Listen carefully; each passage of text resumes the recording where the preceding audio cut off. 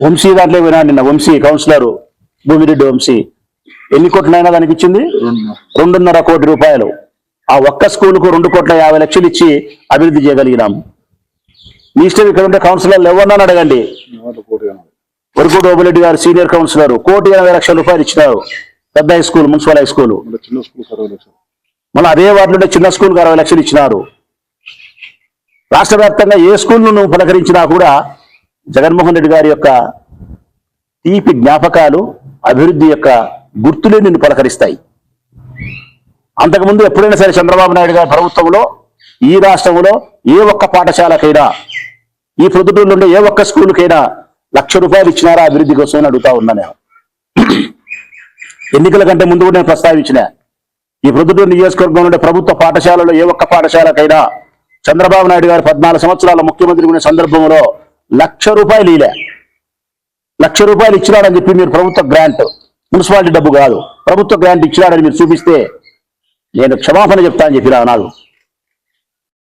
కానీ జగన్మోహన్ రెడ్డి గారి హయాంలో రాచమల్లి శివప్రసాద్ రెడ్డి ఎమ్మెల్యేగా ఉన్న నేనున్నప్పుడు దాదాపుగా 100 కోట్ల రూపాయలు ఇచ్చినాం. ఈ ఒక్క ప్రొద్దుటూరు నియోజకవర్గానికి సంబంధించి నాడు నేడు కింద 100 కోట్ల రూపాయలు ఇచ్చినాం. ఇంగ్లీష్ మీడియాన్ని ప్రవేశపెట్టింది మేము, సోషల్ విధానాన్ని తెచ్చింది మేము, సెంట్రల్ సిలబస్ తెచ్చింది మేము, నాడు నేడు అభివృద్ధి కార్యక్రమాలు తెచ్చింది మేము, 8, 9, 10 పిల్లలకు ట్యాబులు ఇచ్చింది మేము,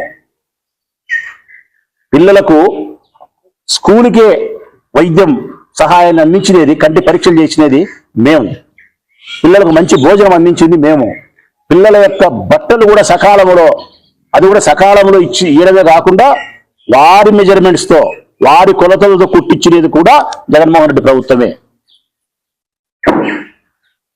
మీరు ఏమి చేయకపోవడం, పైగా కనీసం జగన్మోహన్ రెడ్డి గారు ప్రవేశపెట్టినటువంటి విధి విధానాలను మీరు కంటిన్యూ చేసినా కూడా ఈ రాష్ట్రంలో పిల్లలు బాగుపడతారు. అది కూడా మీరు ఓడ్చుకోలే. జగన్ మీద అక్కస్తో ఈ రాష్ట్రంలో ఉండే పిల్లల భవిష్యత్తును అంధకారం చేసేదానికి ప్రయత్నం చేస్తా ఉన్నారు మీరు. ఆయన ప్రవేశపెట్టిన విధి విధానాలను అమలు పరచకూడదని చెప్పి మొండి నిర్ణయంతో, అక్కసపోత్తనంతో రద్దు చేసి పిల్లలకు విద్యా విధానానికి చీకటి రోజులు చేసినారు మీరు. నిజంగా ఇది చరిత్ర ఎప్పుడు కూడా మిమ్మల్ని మర్చిపోదని చెప్తాను చూడు. తెలుగుదేశం పార్టీని, కూటమి ప్రభుత్వాన్ని ఈ ఆంధ్రప్రదేశ్ రాష్ట్రంలో ఎప్పుడు కూడా ఈ విషయాన్ని మర్చిపోరు. చరిత్ర గుర్తు పెట్టుకుంటుంది. ఇది మీకు చాలా చెడ్డ విషయంగానే చరిత్రలో మీరు మిగిలిపోతారు. విద్యా విధానంలో మీరు అవలంబిస్తున్నటువంటి విధి విధానాలు ఎందుకు మీరు ఈ నిర్ణయం తీసుకున్నారని చెప్పి ఆలోచిస్తే ప్రజల్ని అడుగుతా ఉన్నా నేను. ఎందుకు పిల్లల విషయంలో ఇంత మొండిగా కర్కశంగా ఉండారు? ఎందుకు అభివృద్ధి కార్యక్రమాలు చేయలేకపోతున్నారు? ఎందుకు వాళ్ళ విద్యకు దోహదపడే మేలు చేసే విషయాలను ప్రస్తావించి అమలుపరచలేకపోతున్నారంటే, నా కంటికి కనిపించినది, నా దృష్టికి కనిపించినది ఆ పిల్లలకు ఓటు లేదు కాబట్టి. ఆ పిల్లలకు ఓటు లేదు. పిల్లలకు ఓటు నింటే కదా కొన్ని అబద్ధాలు చెప్పడము, 1, 2 మంచి చేసే ప్రయత్నం అయినా చేసిండ్రు. పిల్లలకు ఓటు లేదు. కొన్ని పిల్లలకు ఓటు లేదు, వాళ్ళ తల్లిదండ్రులకు ఓటు ఉంది కదా అని మీరు అనవచ్చు. తెలుగుదేశం పార్టీ వాళ్ళు వాళ్ళ పిల్లలకు ఓటు లేకపోవచ్చు, పిల్లల తల్లిదండ్రులకు ఓటు ఉంది కదా, వాళ్ళ కోసమైనా మేము చేసినాం. ఎస్, పిల్లల తల్లిదండ్రులకు మీరు చేసింది ఏంటంటే, ఆ పిల్లోనికి చదువుకు ఏమి చేయకపోయినా కానీ, ఆ పిల్లోనికి కావాల్సిన అన్ని సిలబస్లు ప్రవేశపెట్టకపోయినా, ఐబీ కానీ, సెంట్రల్ సిలబస్ కానీ, టోఫెల్ కానీ, మరొకటి కానీ, అన్ని సబ్జెక్టులకు సంబంధించినటువంటి జ్ఞానాన్ని ఇచ్చే ప్రయత్నం చేయకపోయినా, ఆ పిల్లోని నాయనకు మాత్రం బ్రాండ్ షాపులో అన్ని బ్రాండ్లు పెట్టారు. పిల్లోనికి నాణ్యత కలిగిన విద్యను ఇస్తానని చెప్పలే ముఖ్యమంత్రి గారు. పిల్లోని నాయనకు మాత్రం నాణ్యత కలిగినటువంటి మందునిస్తా, మీకు బాగా మత్తెక్కి మంచి మందునిస్తా, మీకు సరసమైన ధరలకే నాణ్యత కలిగిన మందును, బాగా కిక్కిచ్చే మందును అందిస్తానని చెప్పినాడే తప్ప, సెంట్రల్ సిలబస్ పెడతా, ఐబీ పెడతా, టోఫెల్ విధానం పెడతా, నాడు నేడు కొనసాగిస్తా, మంచి మౌలిక వస్తువులు ఏర్పాటు చేస్తా, మంచి భోజనం పెడతా, 8, 9, 10 పిల్లలకు ట్యాబులు ఇచ్చినాడు జగను, నేను 6, 7 తరగతి పిల్లలకు కూడా ట్యాబులు ఇస్తా నేను చెప్పినావా? చెప్పలే. పిల్లలకు ఓటు లేదు కాబట్టి అవసరం లేదు. పిల్లల నాయనకు మాత్రం మందిస్తావు. పోనీ అమ్మ ఉంది కదా అని అనుకుంటే, ఆ అమ్మకు ఆకర్షణీయమైనటువంటి పథకాలు అమలు చేస్తానని చెప్పి మభ్యపెట్టావు. ఇక నెల నెల 1500 వేస్తా, 50 ఏళ్ళకి పెన్షన్ ఇస్తా,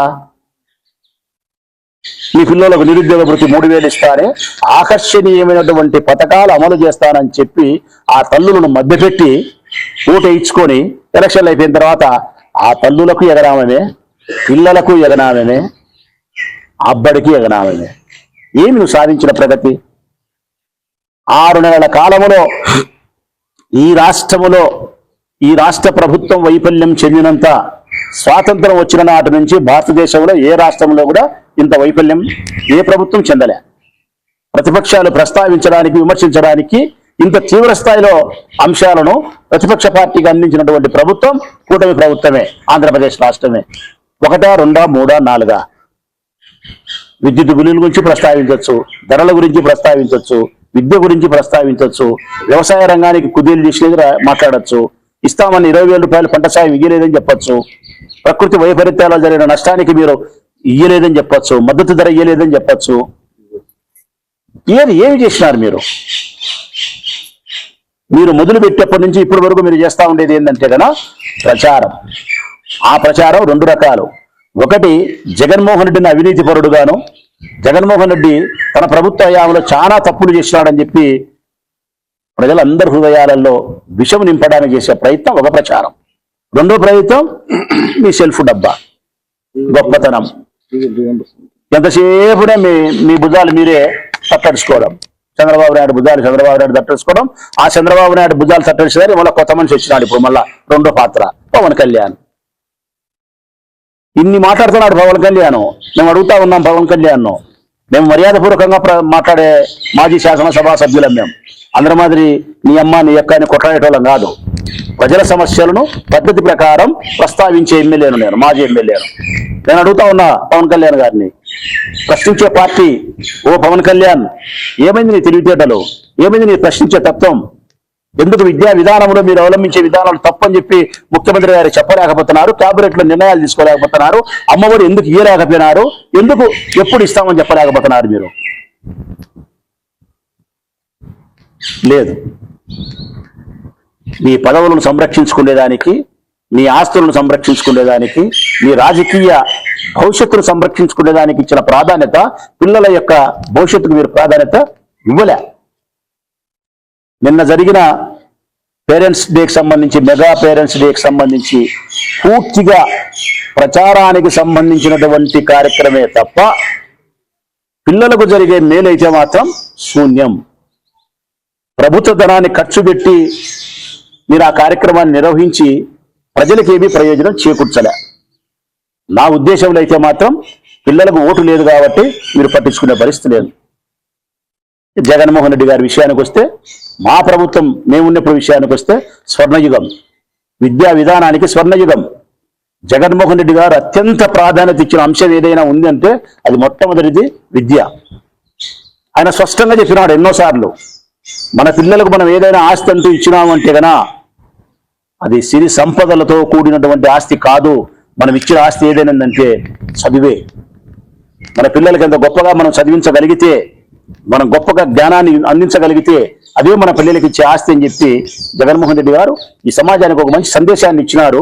దాన్ని అమలు పరిచే విధానంలో భాగంగా ముందుకు వెళ్ళారు. అక్షరాస్యతను పూర్తిగా పెంచగలిగినాడు, నిరక్షరాస్యతను తగ్గించగలిగినాడు. ప్రభుత్వ పాఠశాలలంటే పశువుల దొడ్లు అనుకునే అభిప్రాయంలో నుంచి అమెరికాలో చదివే స్కూళ్ల కంటే గొప్పగా ఉన్నాయి అని చెప్పి గర్వపడేంత స్థాయికి ఈ ఆంధ్రప్రదేశ్ రాష్ట్రంలోని పాఠశాలలు పోగలిగినాయి. విద్యా విధానంలో ఎన్నో సంస్కరణలు తీసుకురాగలిగినాడు.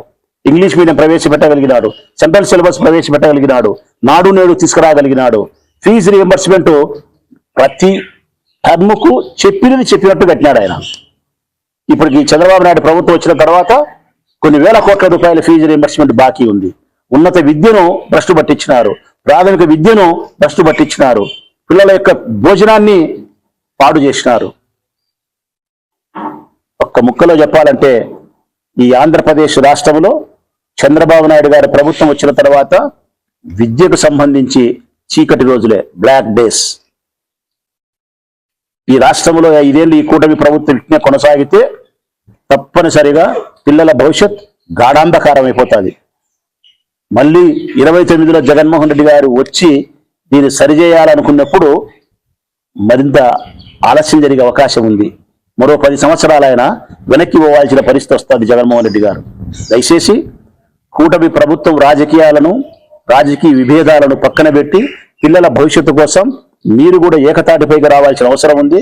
జగన్మోహన్ రెడ్డి గారు తీసుకొచ్చిన విద్యా విధానంలో మార్పులను మీరు గౌరవించాల్సిన బాధ్యత ఉంది. పిల్లల భవిష్యత్తుకు మీరు బంగారు బాట వేయడానికి సక్రమైన నిర్ణయాలే చేయండి.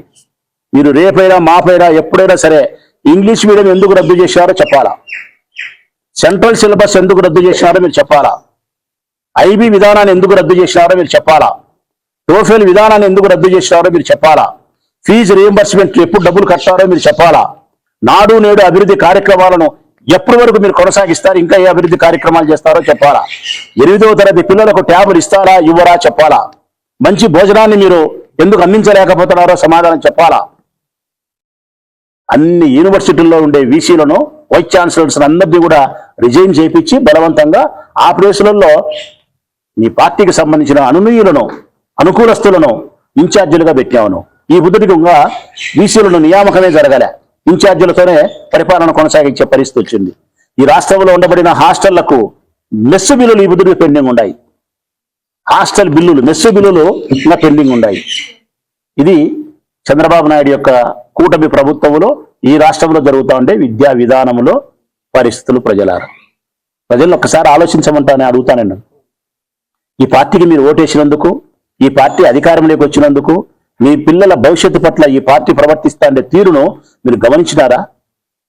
మీ బిడ్డల భవిష్యత్తుకు ఎంత నష్టం చేస్తున్నారో గమనించగలిగినారా? తండ్రులకేమో బ్రాందీ షాపులకు ఇచ్చిన ప్రాధాన్యత, బ్రాందీ షాపులలో అన్ని బ్రాండ్లు పెట్టిన ప్రాధాన్యత మీ పిల్లల విద్య విషయంలో ఈ ప్రభుత్వం పాటించలే. గమనించమని కోరుతా ఉన్నా, ప్రశ్నించమని కోరుతా ఉన్నా. మీ తరపున మేము ప్రశ్నించడానికి సంసిద్ధంగా ఉండాం, పోరాటం చేయడానికి సంసిద్ధంగా ఉండాం. మీ బిడ్డలను మా చెల్లెలి బిడ్డలుగా భావిస్తున్నాం, మేనకోడళ్ళు మేనల్లుగా భావిస్తా ఉన్నాం. వారి భవిష్యత్తు కోసం వైఎస్ఆర్ కాంగ్రెస్ పార్టీ ఎంతటి దూరమైనా సరే, ఎంతటి ఉద్యమాలైనా కొనసాగిస్తుంది రాబోయే భవిష్యత్తు కాలంలో. మీ నుంచి మేము ఆశిస్తా ఉండేది మద్దతు, మీ నుంచి మేము ఆశిస్తా ఉండేది వైఎస్ఆర్ కాంగ్రెస్ పార్టీకి మీ ఆశీర్వాదం కావాలని చెప్పి మేము కోరుతా ఉన్నాం.